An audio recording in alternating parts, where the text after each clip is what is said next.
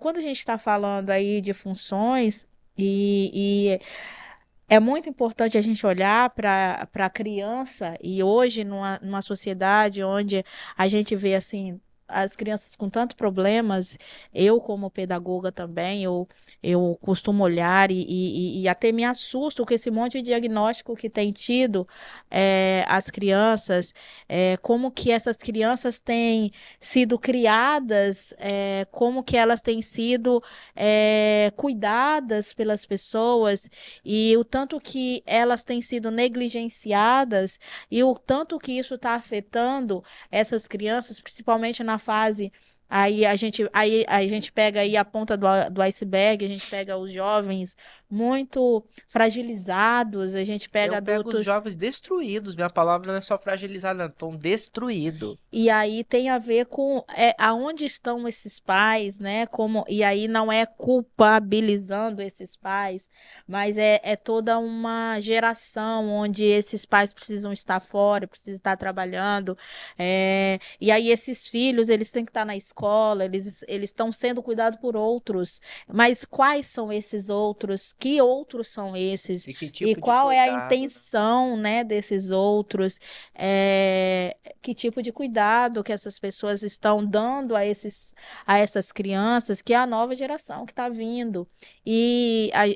Eu noto muito uma diferença gritante entre a minha geração e a geração que está vindo. São pessoas completamente diferentes. Né? A gente vive hoje eu penso que nós estamos em um momento de muitos porquês, assim, não que não tivéssemos antes, porque desde que a humanidade, né, desde a época mítica lá, que começou a estudar os mitos, que começou a pergunta central de onde a gente veio, né, e aí os mitos aí para a gente entender aí a nossa origem e tal, mas eu penso que a gente está num momento onde a gente não está sabendo o que que é função, quem que vai desempenhar essas funções. E, de certa forma, as crianças elas estão ficando bagunçadas, sabe? É muito importante a gente olhar para essas crianças. Eu estou falando com você e estou pensando nas crianças exatamente, né? Algumas crianças que eu vejo e o tanto que essas crianças estão precisando de afeto, né? Afeto positivo, né? Freud falava da qualidade e da quantidade desse afeto, que é importante a gente pensar assim também. Como que é a qualidade desse afeto? Como que é a quantidade desse afeto, né? Então é necessário a gente pensar nisso. Então, às vezes, o tá junto, né? Essa mãe que pega essa criança no colo e olha, tá ali, tá junto, né? De trazer perto, só de sentar do lado, de falar, tô aqui, né? De se fazer presente na vida dessa De olhar criança, nos de olhos, olhar nos olhos. porque as pessoas com dificuldade, há muitas pessoas com dificuldades de olhar nos olhos. Hoje a É, gente tem muitas realidades. Às vezes a criança também não vai olhar, talvez, né, tenha alguma particularidade, mas assim, tu tá perto, às vezes nem tanto o hum, toque de você pegar na criança, fala, mas eu tô mas, por aqui. exemplo, as crianças, quando têm um diagnóstico de autismo, um dos erros que os pais têm eles não se aproximam da criança, acaba tirando essa criança, vamos dizer assim, do convívio, porque a criança tem dificuldade e tal, e isso é um erro muito grande. É um erro muito grande, isso afeta muito. Eu tenho uma sobrinha que ela é autista, ela é deficiente visual, e aí ela é muito assim, ela é completamente sociável, ela é uma pessoa, as pessoas olham e falam, nossa, né? Ela conversa, ela interage, mas porque a minha família é assim, a minha família sempre deu muito afeto a ela. Né? Minha família é muito afetuosa nesse sentido, de conversar com a criança, de dar importância para a criança, né? Nós temos as nossas limitações, mas em relação a isso, minha família é muito. Então, deu esse amor, esse carinho, essa. E aí ela é uma pessoa, é uma jovem hoje. totalmente assim, diferente, porque ela passou pelos estágios assim de agressividade e tal, mas a gente deu muito afeto a essa criança. Então a gente vê que a qualidade desse afeto é muito importante. E aí é a hora que a gente tira E de isso. respeitar o tempo da criança também, não obrigar ela a nada, né? Sim, Se ela sim. tá tendo hipersensibilidade ao barulho, alguma coisa, respeita, eu não preciso levar ela na E é festa. muito engraçado que ela ama a festa. É, Ela é apaixonada. Não diz que o o artista não gosta. E ela é apaixonada por festa. Falou em farra. Então, se ela tiver aí, Laís, tá? O nome dela é Laís. Então, ela ama festa, é apaixonada. Falou de festa, ela tá lá. Então, ama música, né? Sempre teve essa. A gente lá em casa, a gente gosta muito. Então, eu penso que todo ser humano é um ser único. Não dá pra gente colocar em um mesmo padrão todo mundo, em um mesmo patamar de vida todo mundo. O problema é que a gente quer tratar todo mundo igual nesse sentido, mas eu né? vejo que acho que a maior dificuldade da humanidade é se conectar com os mundos particulares de cada pessoa. Então a sua sobrinha, ela tem um mundo dela particular ali. Então esse contato intermundos, não, eu sou obrigado não, você tem que ser no meu mundo, né? Então quando você arrasta o outro e impede o outro de ser ele dentro daquela realidade a qual ele se encontra, onde ele se sente à vontade, fica tudo mais difícil, né? A questão Que é dessa é, escuta, dessa atenção, é um conjunto de muitas coisas, né?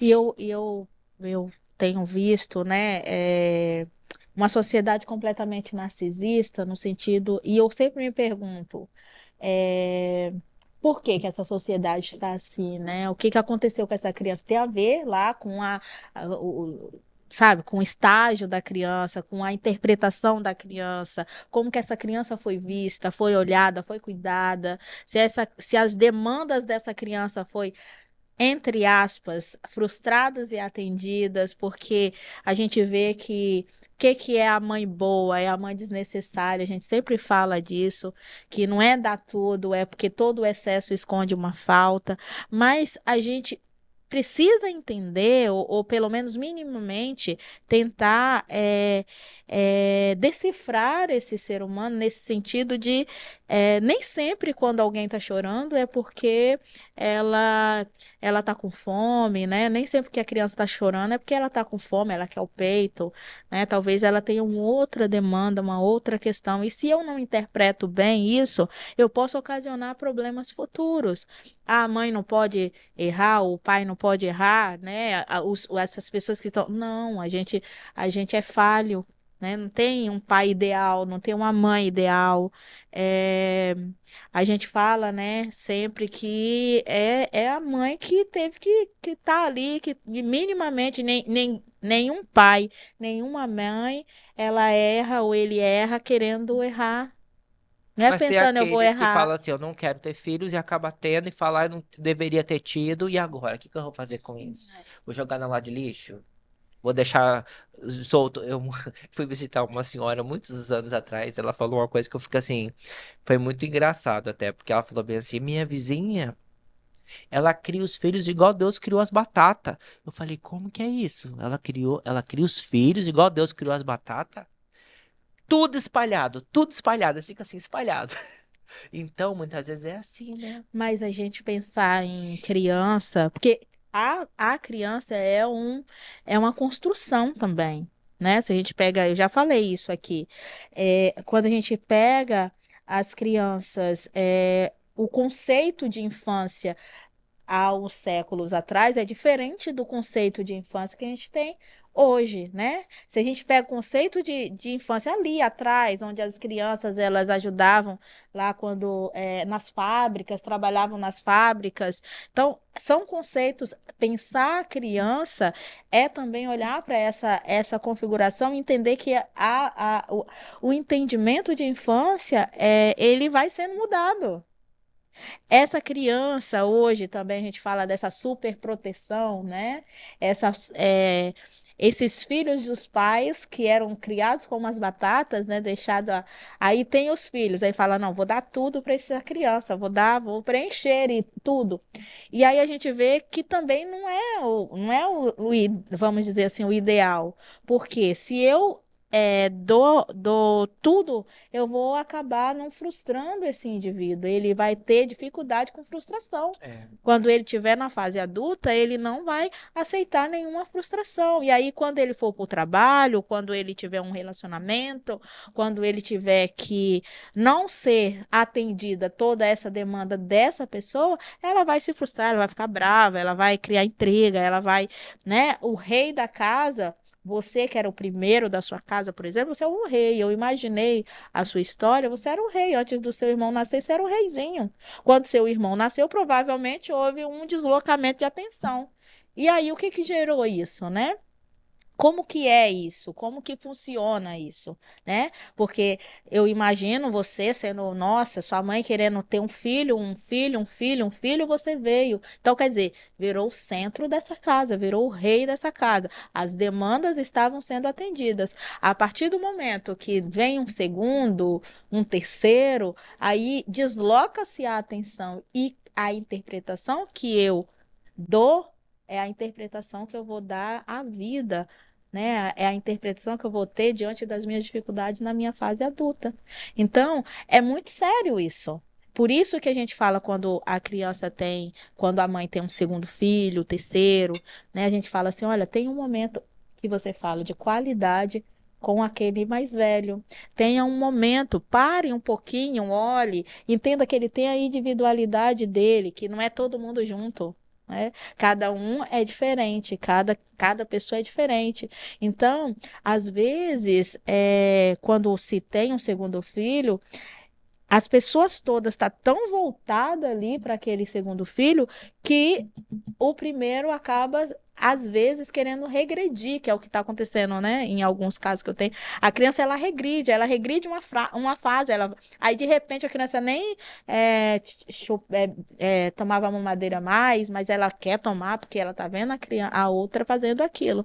Então, é um entendimento e criar alguém é sério, é muito sério. Você criar um ser humano é uma coisa muito séria. Eu fico pensando como que as pessoas têm tantos filhos sem pensar que é um ser humano ali, você está deixando alguém na sociedade, e nessa sociedade que está cada e é vez mais complicado, né? complexa, né? Ter muitos filhos.